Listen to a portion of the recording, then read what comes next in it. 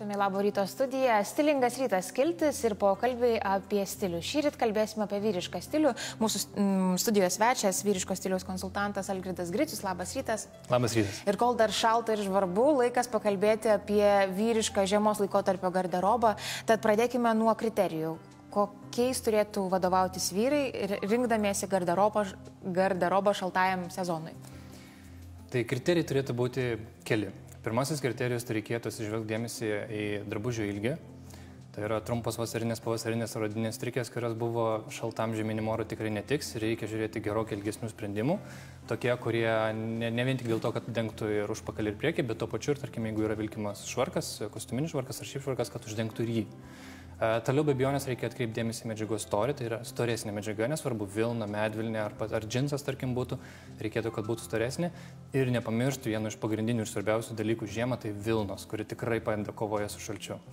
Na, pradėkime nuo konkrečių dalykų. Šilta striukė arba dar dažnai girdime tokį modelį parką. Tad truputėlį galbūt atskirkime vieną nuo kitos, o galbūt susiekime šitas elementas stiliaus. Šilta striukė galbūt labiau bendrinis pavadinimas, kurio yra vadinamos visos striukės turinčios šiltesnį viduje, ar tai įsegama, ar jau gamybos metu įkištą šiltesnį sluoksnį. Parka striukė atkeliavusi yra iš inuitų genties, tai yra eskimam gimininga gentelė, kuri gamindavosi striukės ilgas, šiltas, su tuo metu, aišku, su tikro kailio kapišonu, su gobtuvu. Ir būtent jas vilkėdavo, dėvėdavo tada, kada būdavo labai šalta. Tai tas pavadinimas žmonėms, ypač kurie perka internetu, pakankamai gerai turėtų būti žinomas. Ir aišku, dabar jau tokių konkrečių modelių, kuriuos gamina inuitai nėra. Masinė produkcija, masinė pramonė padarė jas labiau prieinamas visiems ir jos gaminamos iš sintetinių. Kailiai dabar jau dažniausiai būna iš sintetinių medžiagų, natūralių medžiagų beveik niekas nenaudoja, tačiau jos yra pats šilčiausias sprendimas šaltomis žiemos dienomis. Auliniai batai. Vieni vyrai, tik juos ir avi, kiti kaip tik ignoruoja ir nešioja tokius, kuriuos turbūt tokiu laikotarpiu, kai yra šaltukas -10, -15 ir -20, vertėtų geriau pamiršti arba turėti turbūt darbe ir persiauti. Su auliniais batais taip, jie tikrai apsaugo šaltomis žiemos dienomis, ypač jeigu jie turi viduje kailį. Bet jeigu batai yra su kailiu, reikėtų nepamiršti, kad atkeliavus į darbą, atkeliavus į patalpą, kurioje yra šilta, kojam gali pasidaryti per karštą. Ir neprašaliai iš tikrųjų būtų turėti ar tai šlepetes, ar tai kitus batus, kurias būtų galima persiauti. Bet lauke tai tikrai nepamainomas sprendimas. Tik reikėtų nepamiršti, kad dažnai žmonės sako, apsimausiu vilnonę kojinę ir tada bus šilčiau. Tai reikia žiūrėti, kad apsimausiu vilnonę kojinę batai nepasidarytų per maži.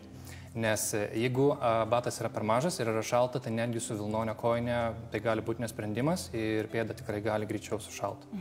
Na, kelnės ir megztiniai. Kelnės turi būti storesnio audinio, kaip užsiminėt. Tai koks tas audinys tinkamiausias tokį laikotarpį?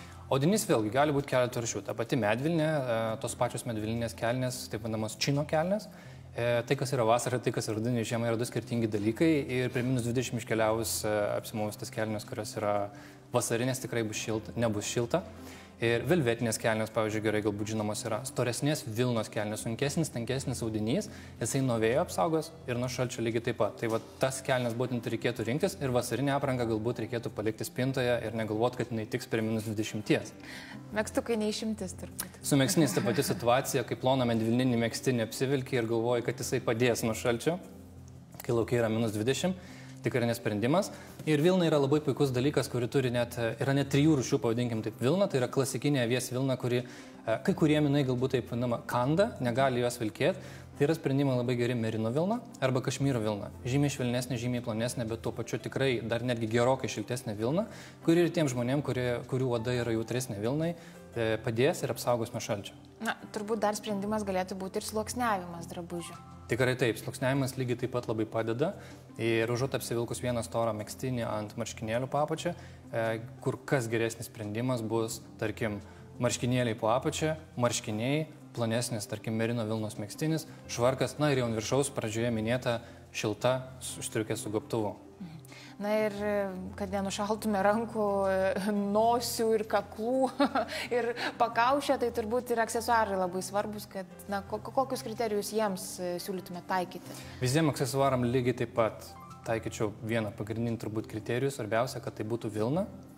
Ir vėlgi ta vilna, tarkim, jeigu mes kalbėtumėm apie kepures, apie šalikus, netgi taipogi gali būti tiek klasikinė avies vilna, tiek merino ir kašmyro.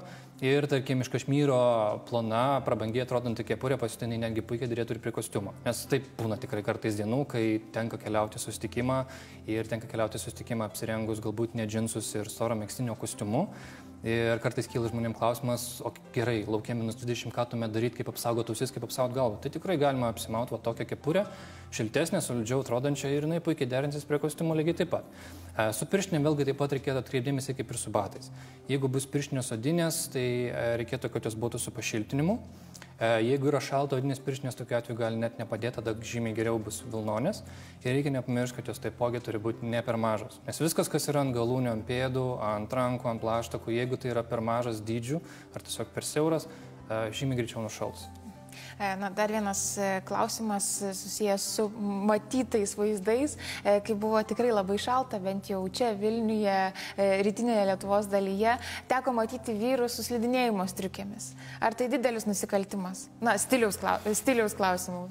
Be abejonės, jeigu darbė nėra aprangos kodo, kuris įpareigoja remtis tam tikrų būdų, tai prisipažinsiu, kažkada ir pats esu taip daręs, keletą metų atgal dabar tikrai nepamiršiu, žinau, kad ryte atsikėliau -25 ir ką rengtis. Taip.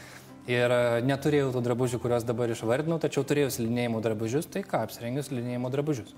Tai jeigu yra aprangos kodas, galbūt to daryti nereikėtų, bet ką galima padaryti ir kas iš tikrųjų netgi ir po tuo pačiu kostiumu galbūt tiktų, jeigu tikrai labai šalta, tai tos vadinamos plonos šiltinimo kelnės arba viršutinis drabužis, kurį tie, kas slidinėja, tie puikiai žino. Termorūbai, taip, termorūbai. Jie yra ploni ir jie tikrai suteikia žymiai daugiau šilumos, kaip papildomas aprangos sluoksnis tarnauja, dažnai būna irgi ir sintetinė, iš merino vilnos padaryti.